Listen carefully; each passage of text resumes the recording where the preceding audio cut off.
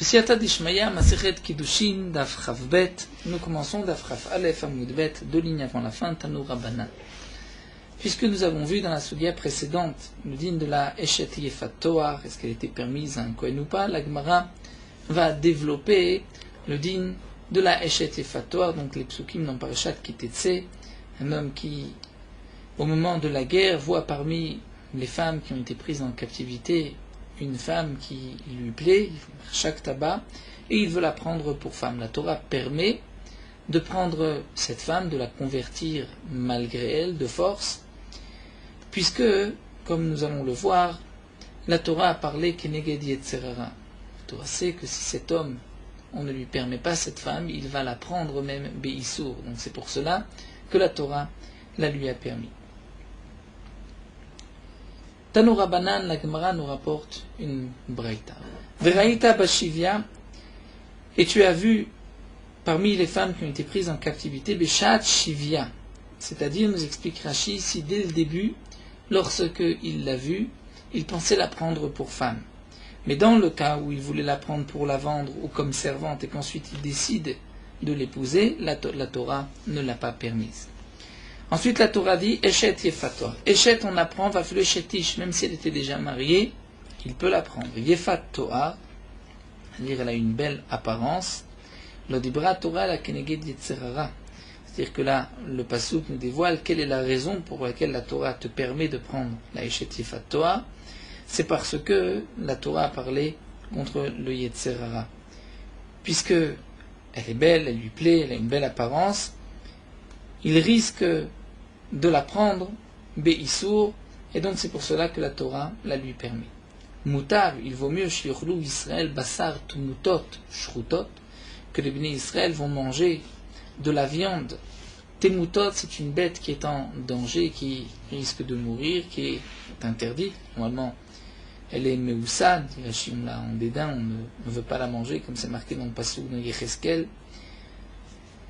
Malgré tout, on dit il vaut mieux qu'un homme mange une bête qui est sur le point de mourir, mais shrutot, lorsqu'il va l'égorger, plutôt que plutôt que d'attendre que la bête meure et ensuite la manger. Donc là aussi le principe est le même, la Torah permet la Eshet Yefat Toar, plutôt que de l'interdire et qu'ensuite cet homme transgresse l'interdiction de la Torah. Vechashakta, dit le Pasuk, et cet homme, Shaktaba, et tu la désires. De là, on apprend à Falpiche et Nana'a, même si elle n'est pas particulièrement belle, mais à lui, à cet homme-là, cette Eshet Yefat Toar lui plaît, la Torah l'a permise. Ba, la Torah dit, Vechashakta ba, ba, veloba ou bechaverta. Seulement sur une seule Yefat Toar, veloba ou bechaverta, mais pas deux. C'est-à-dire pas elle et son ami. Un homme ne peut pas prendre deux femmes Yefat Toar. Vela karta, ensuite la Torah dit tu vas la prendre, et la karta c'est un lachon de kiddushin, likuchin yesh lechaba. Tu as des likuchim, tu as une possibilité de kiddushin, comment? Puisque cette femme va être convertie malgré elle.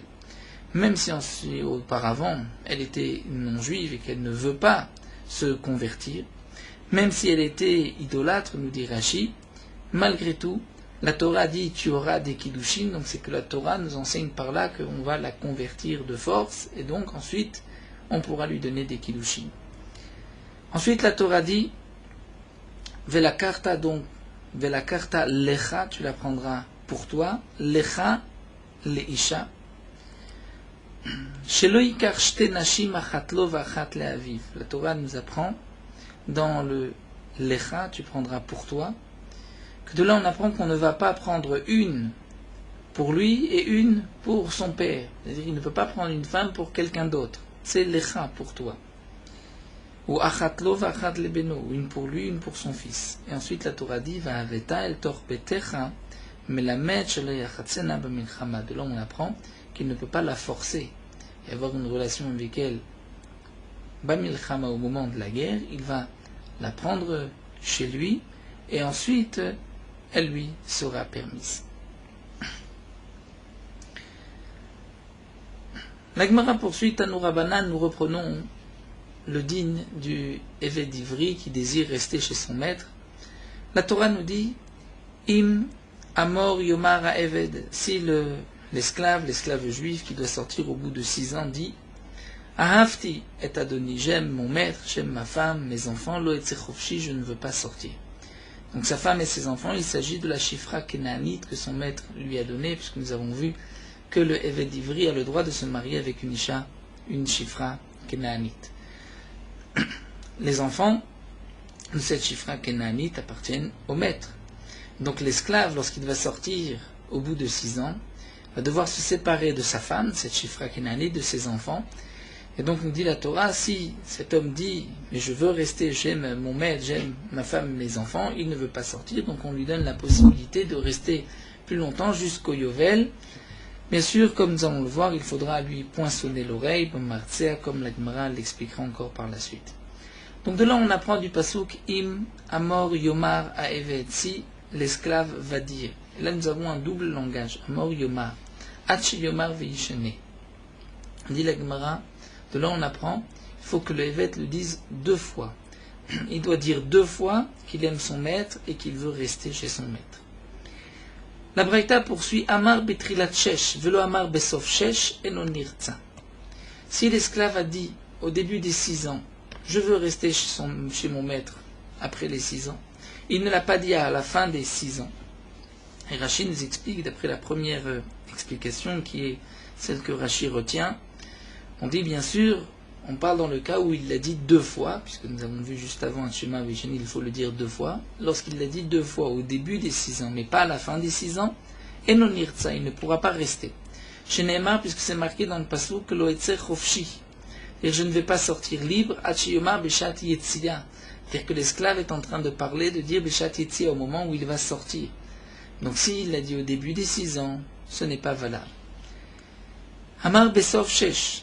La Braïta poursuit, nous dit, mais s'il l'a dit à la fin des 6 ans, Velo Amar betrilat shesh, il ne l'a pas dit au début des 6 ans, et non nirtza, là aussi on ne lui poinçonnera pas l'oreille, il ne restera pas chez Neymar, puisque c'est marqué, Imamar yomar ha-eved, c'est-à-dire si l'esclave a dit, Ach yomar kshu eved, il faut qu'il dise, je veux rester tant qu'il est eved.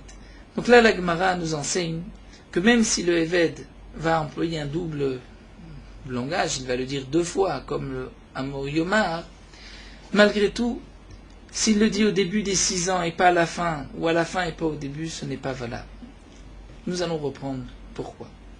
Nous avons vu que lorsqu'il l'a dit au début et pas à la fin, ce n'est pas valable puisqu'il faut le etzer chofshi au moment de la yetzia. Lorsqu'il le dit à la fin et pas au début, ce n'est pas valable non plus puisque à la fin il n'est plus esclave. Alors la Gemara va expliquer Amarma. Tu viens de dire Amar betrilat shesh blama besot shesh non nirtza, s'il a dit au début des 6 ans et pas à la fin des 6 ans, il ne sera pas poinçonné chez Neymar lo etzer chofshi.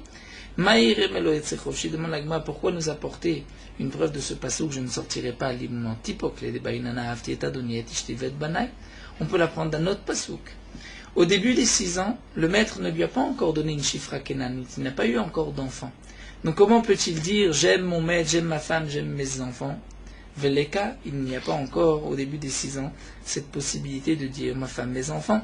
Donc il est évident que la Torah ne parle pas au début des 6 ans. Vetou de plus. Tu viens de nous enseigner Amar besof shesh velo amar betrilat shesh, il a dit à la fin des 6 ans et pas au début des 6 ans et non nirtza. Il n'est pas nirtza chez Neymar ha'eved, puisque c'est marqué l'esclave. À tout sauf shesh la evedou, demande la Gemara, à la fin des 6 ans il n'est pas esclave, il est encore esclave tant qu'il n'a pas été libéré. Amar Rava va nous expliquer. En vérité, que signifie trilat shesh et sof shesh? C'est betrilat pruta acharona ou besof pruta acharona. C'est-à-dire que l'esclave a été vendu pour 6 ans pour telle ou telle somme. On va diviser, donc comme nous avons vu pour le Giraon, les 6 années. S'il a acheté pour 6 manées, donc on sait que chaque année c'est 1 mané. Ensuite, le mané, on peut le diviser en fonction des jours de l'année. Et on peut évaluer le temps de travail de la dernière prouta de la somme. C'est-à-dire que cette dernière prouta, si c'est quelques heures ou quelques jours, en fonction du prix pour lequel il a été vendu. Donc là, la Gemara vient nous enseigner, si l'esclave, au début de la prouta acharona, c'est-à-dire lorsque on va imaginer que prouta acharona, c'est les 2 derniers jours. Donc si c'est avant cette dernière prouta, que cet homme, cet esclave vient dire « je veux rester », là la Torah nous dit « tu ne peux pas ». Pourquoi ? étant donné que lo etzer chovshi, il faut le dire bishat yetzia, au moment de la sortie.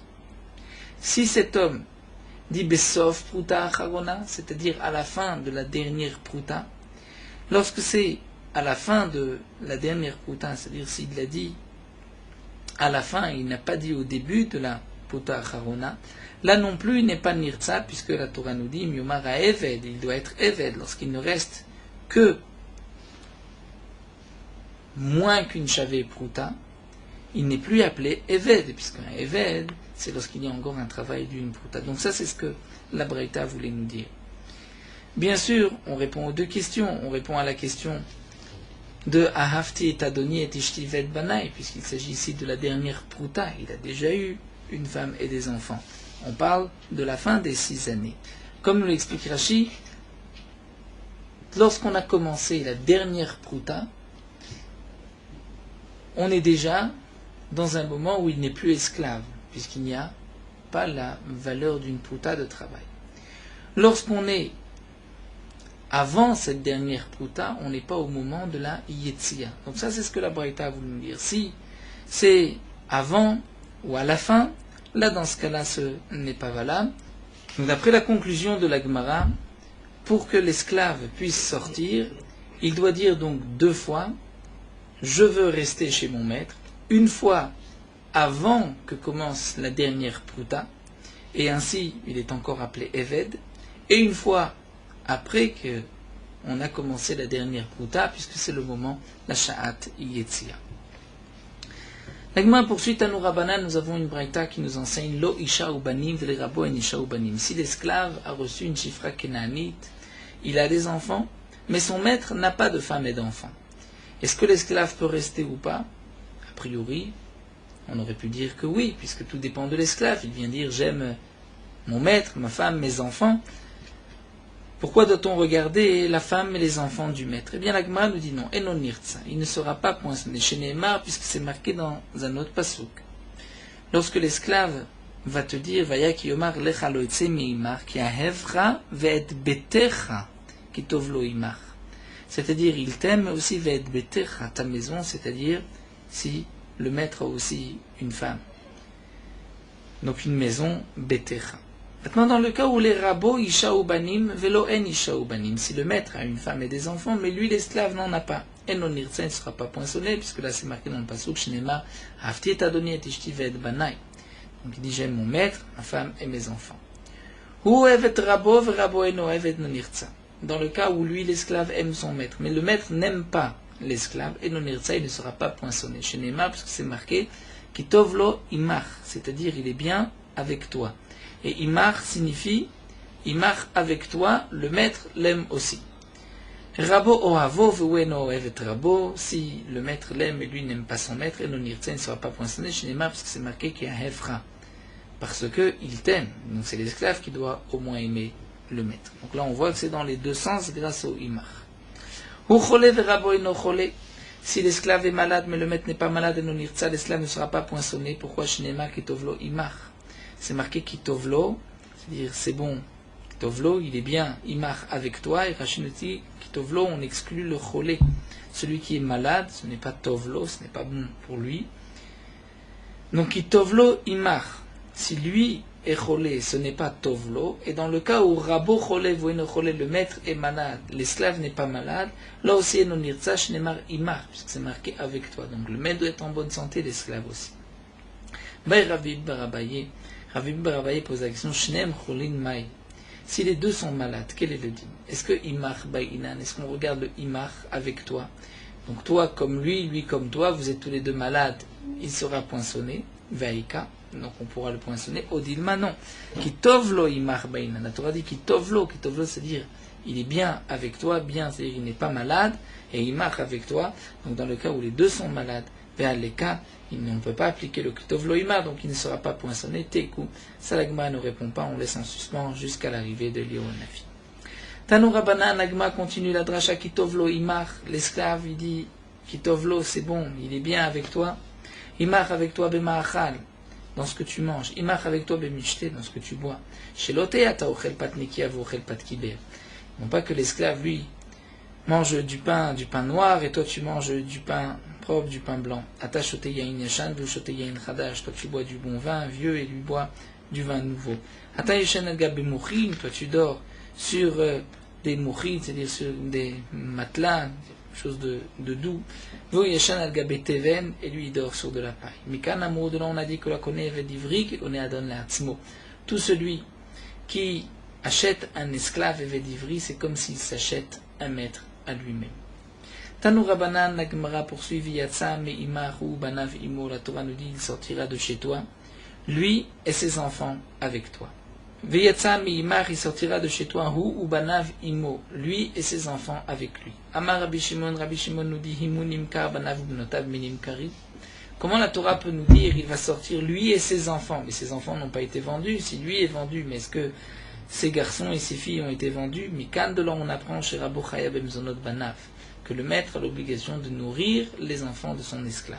Kayut Sebadavarata Omer, on retrouve aussi la même dracha dans le pasuk Imbaal Ishaou Viatsa Ishaimo. Dit la Torah, si le Eved, l'esclave, était marié, il sortira avec sa femme. On pose l'action à Rabbi Shimon, Imunimkar Ishto Minimkeret, si lui a été vendu, mais la femme n'a pas été vendue. Mais quand de là on apprend chez Rabbi Chaya Bemzonot Ishto que le maître a l'obligation de nourrir la femme aussi. Et donc c'est pour cela qu'il va sortir avec sa femme, parce qu'elle était nourrie par le maître. Vetzrichai, on a besoin de deux psukim. D'un pasouk pour nous dire que les enfants doivent être nourris par le maître. Un autre pasouk pour nous dire que la femme va être nourrie par le maître. Diyash minan banat, si on avait dit, on avait appris les enfants, mishum delobenem evado mechalinu. Étant donné que les enfants ne peuvent pas travailler, et donc, puisqu'ils ne peuvent pas travailler, le maître doit les nourrir. Mais la femme qui peut travailler, manger, peut-être qu'on exigera de la femme de travailler et de manger. Kamashmanan, que non, le maître doit aussi nourrir la femme. Aussi, nous avons enseigné le digne de la femme, que le maître doit nourrir la femme. J'aurais pu dire les adorer. Ce n'est pas l'habitude de la femme d'aller frapper aux portes. Elle a honte de frapper aux portes, et donc c'est pour cela que le maître doit la nourrir. Aval banav, et dire kayou la adoré, imalotzricha. Mais les enfants, étant donné qu'eux ne vont pas avoir honte de frapper aux portes, peut-être que le maître n'est pas obligé de les nourrir, donc la Torah nous enseigne que même dans ce cas-là, le maître doit les nourrir. Tanou Rabbanan, la Gemara poursuit concernant le din, comment on va lui poinçonner l'oreille. Ilun emar ozno badelet. La Gemara est d'Oresh le passou qui nous dit, il prendra le martzia venatata beozno ou badelet. Beozno dans l'oreille ou badelet est la porte. La Gemara nous dit si c'était marqué ozno badelet, dire l'oreille dans la porte.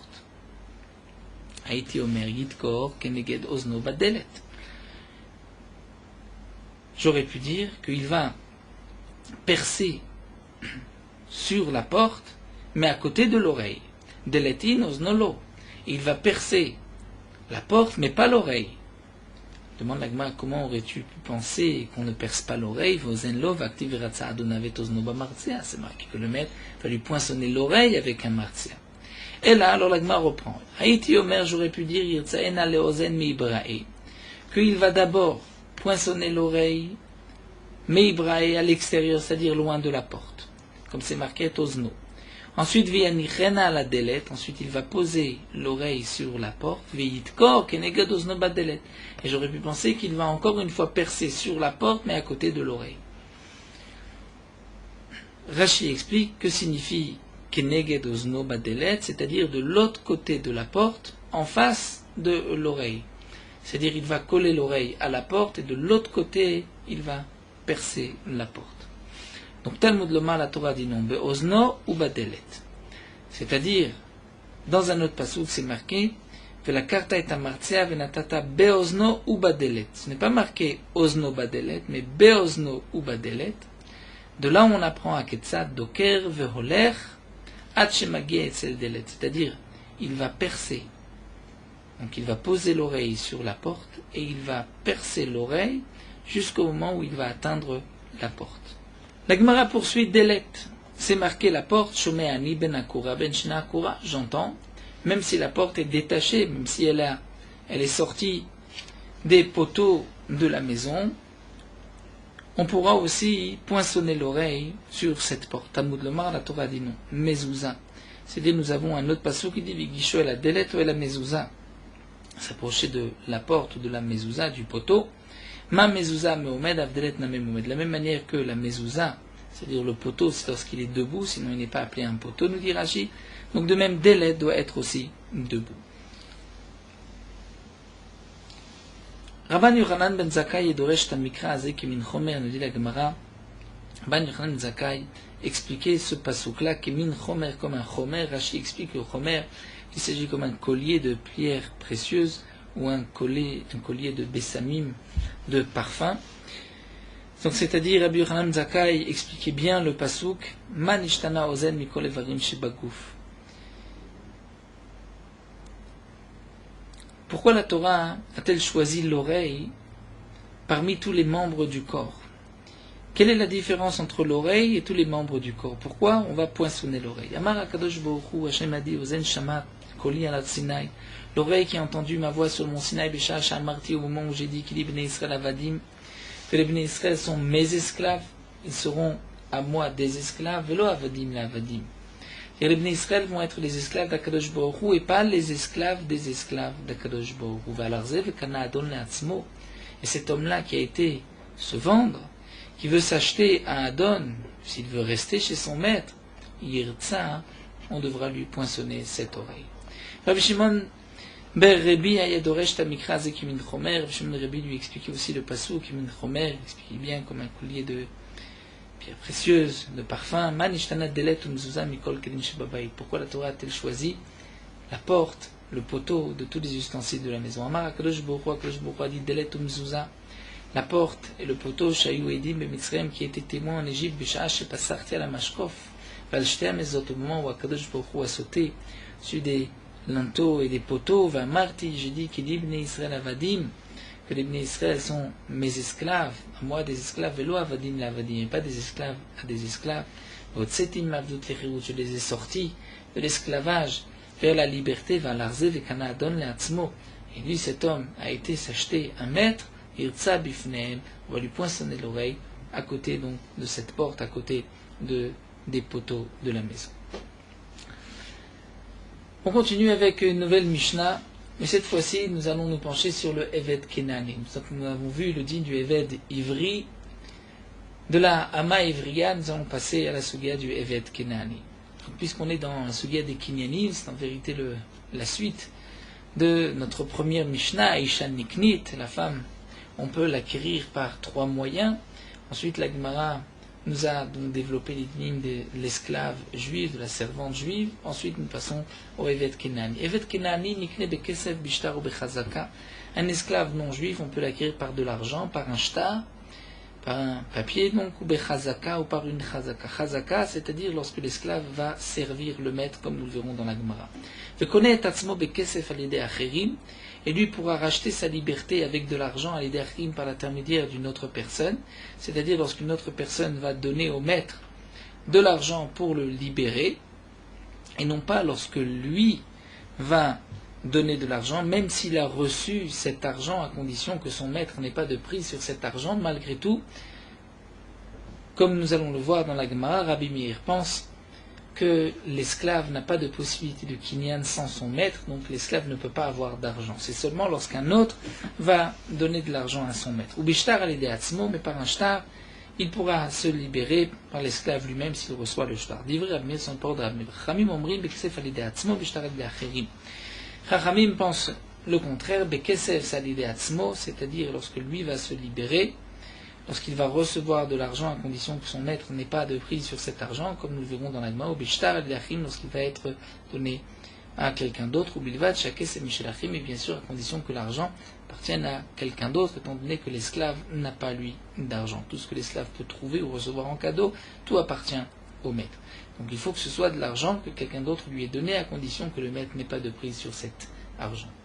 Donc nous reprendrons la marloquette de Rabbi Meir et de Chachamim, d'expliquer quelle est leur machloket. Nous allons pour l'instant expliquer juste la première phrase, Evet Kinani nikne bekesef bishtar bechazaka, d'où est-ce qu'on sait qu'on peut acquérir ainsi un esclave. Minalan, d'où est-ce qu'on sait dirtiv, niglagma, puisque c'est marqué, vitnachaltem otam levenechem acharechem ereshet achuza. La Torah dit, vous laisserez vos esclaves en héritage à vos enfants après vous. Comme Reshet Achouza, comme un héritage, on apprend Achouza comme un terrain, Achouza, un terrain qui est un terrain d'un héritage de père en fils jusqu'à Yoshua bin Nun, et de là on apprend Ekishan Akatou Bizde Achouza que la Torah va ici comparer l'esclave Kenani avec un champ. De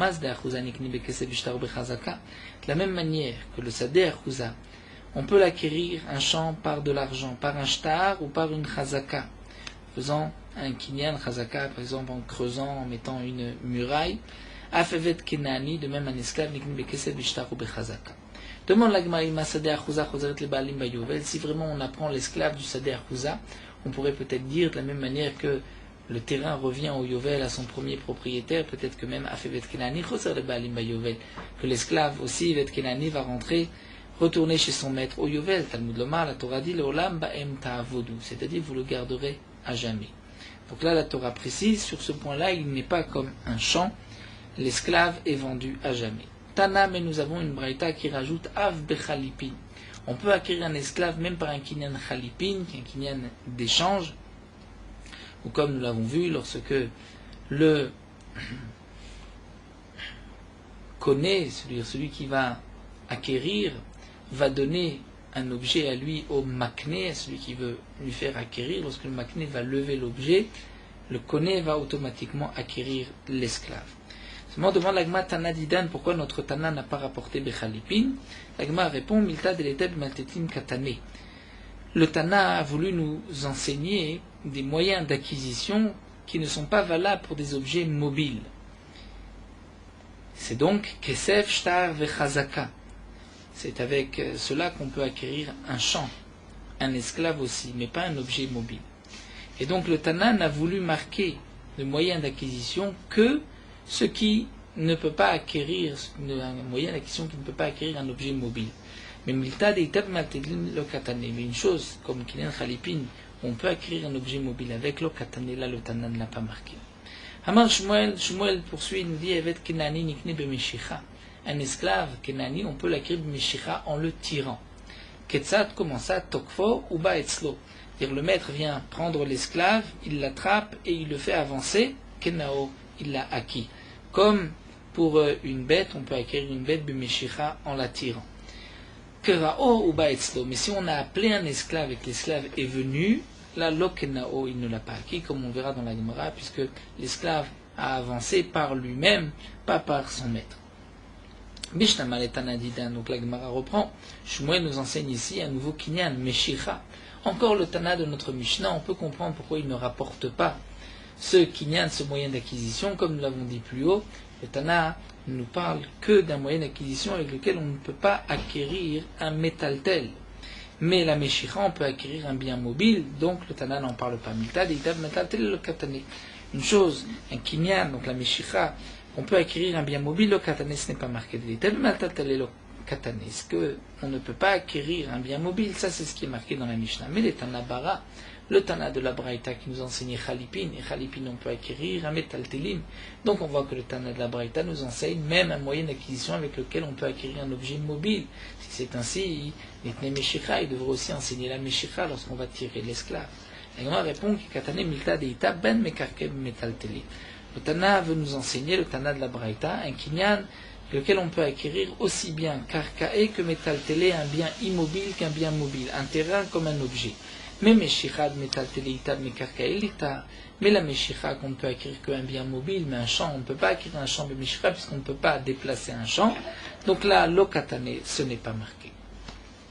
La Gemara va nous expliquer la meshicha, ketzat, comment, takfo ou baetzlo kenao, lorsqu'il l'a attrapé, il l'a fait avancer, il l'a amené chez lui, il l'a acquis, kero baetzlo lo kenao, s'il l'a appelé, et que l'esclave a avancé, il ne l'a pas acquis. Demande la Gemara de kero lo, lorsqu'il a été appelé, et que l'esclave avance, il n'est pas acquis, la Tania, pourtant on voit à propos d'une bête, ketzat bemesira.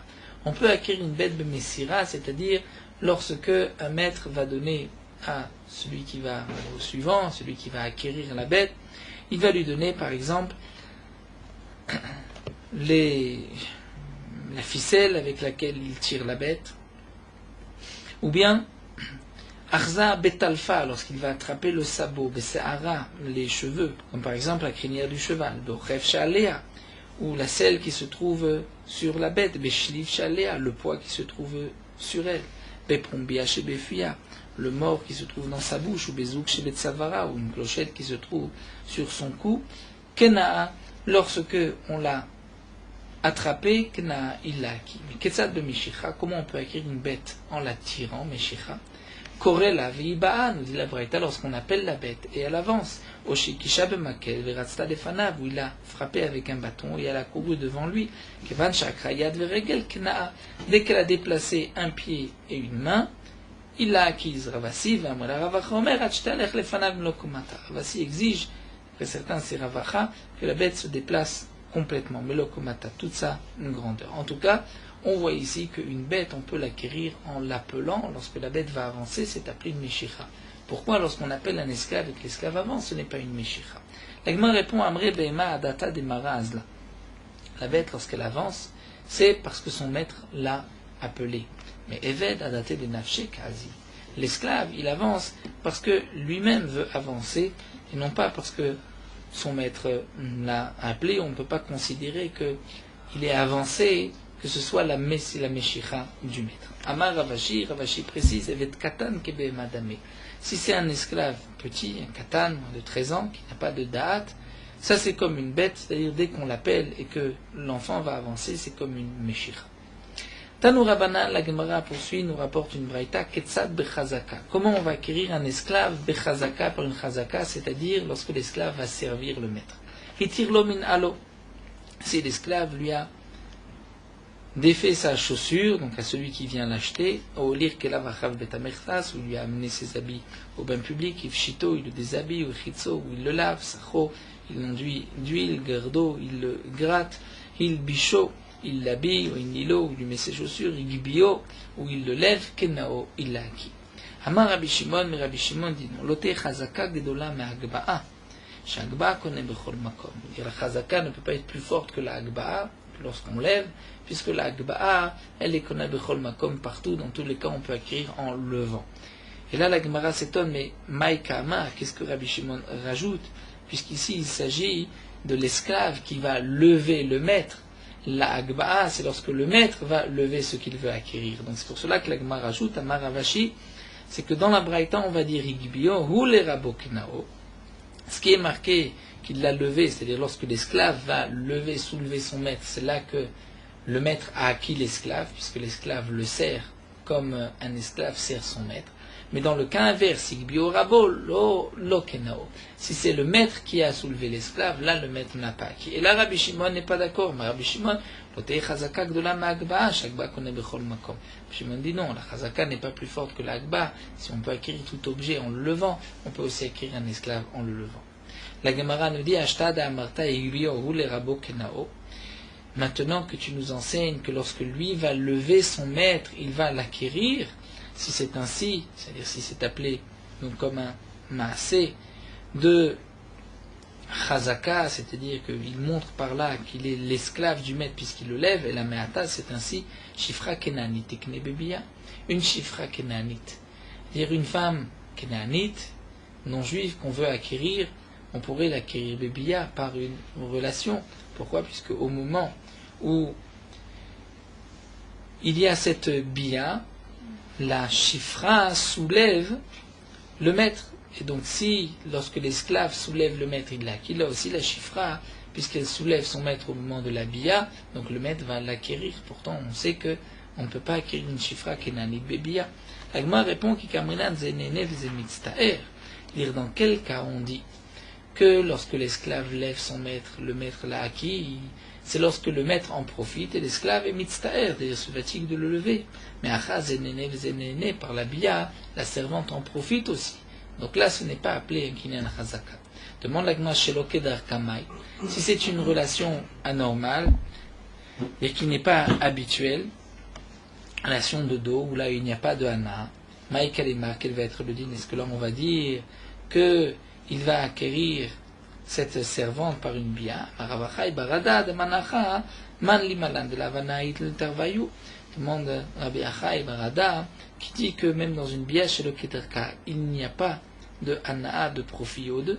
Il y a peut-être un profit même pour la Shifra Kenanit, ve'od de plus, Mishkeve Isha active. La Torah marque Mishkeve Isha au pluriel pour nous apprendre de là deux Mishkeve Isha, c'est-à-dire deux relations, que ce soit Kedarka ou Shelo Kedarka, devant, derrière, Gishana Katouf, Kedarka et Shelo Kedarka. Là, la Torah fait un ékesh entre la Bia normale, la Bia qui est anormale, pour nous dire qu'elles ont le même statut. Et donc, de la même manière que un homme ne peut pas acquérir une chifra kenanite par une bia kedarka, il ne peut pas l'acquérir non plus par une bia shelo kedarka. La Gemara termine par une petite histoire. Rabbi Yehuda Handoua, Yehuda qui était Handoua, Rashi nous explique Handoua de Eretz Kushi. Kush est traduit par Hindoua, Mehodou va de Kush, donc de cet endroit de Kush. Rabbi Yehuda était un converti chez Enlo Yorshin qui n'avait pas d'héritier, donc il allait mourir sans laisser d'enfant. Khalash, il est tombé malade. Al Marzoutra, l'Eshlebe Marzoutra est monté chez lui pour lui rendre visite. Razid et Takif le Alma. Marzoutra a vu que ce guerre allait mourir, il était agonisant. Khalish Takif le Alma Touva, il était sur le point de mourir. Hamarle le Avde, il a dit à son esclave, donc ce guerre, ce converti, il y avait un esclave, et lorsque le converti décède, ses biens n'ont plus de propriétaire, le premier qui va s'en emparer deviendra le propriétaire. Donc Marzoutra s'est dit, je vais m'emparer de l'esclave. Amarle le Avde, il a dit à l'esclave, Shlof li mesane, est-ce que tu peux m'enlever ma chaussure, va'amtinu le beta, et l'amener, la porter chez moi dans ma maison. Et Kadamri, d'après une version, Gadol avait. L'esclave était grand, Gadol, plus de 13 ans. Et donc Marzoutra ne voulait pas que l'esclave puisse s'acquérir lui-même par la mort du guerre. Et donc c'est pour cela qu'il a demandé à l'esclave de le servir, et il l'a acquis assis par un kinan chazaka, parce qu'il est marqué Zepiresh limita, c'est-à-dire que le guerre, lui, est parti vers la mort, Zepiresh lechaim, et Marzoutra, lui, meurt la vie, a pris la place du guerre et est devenu propriétaire de cet esclave. Et Kadamre, mais d'après une autre version, Katan avait. L'esclave avait moins de 13 ans, et malgré tout, il avait besoin de tout cela, dès lors qu'Abba Shaoul, non pas comme Abba Shaoul, puisque nous allons voir que d'après Abba Shaoul, un enfant ne peut pas lui-même s'acquérir un esclave. Katan, qui a moins de 13 ans, si son maître est un guerre, un converti qui n'a pas de famille, n'a pas d'héritier, lorsque le guerre décède, d'après Abba Shaoul, l'enfant ne peut pas lui-même s'acquérir. Si il a plus de 13 ans, il va s'acquérir automatiquement. D'après Tanakama, il n'y a pas de différence entre un enfant de plus de 13 ans ou de moins de 13 ans. Dans tous les cas, il peut acquérir sa liberté au moment du décès de son maître.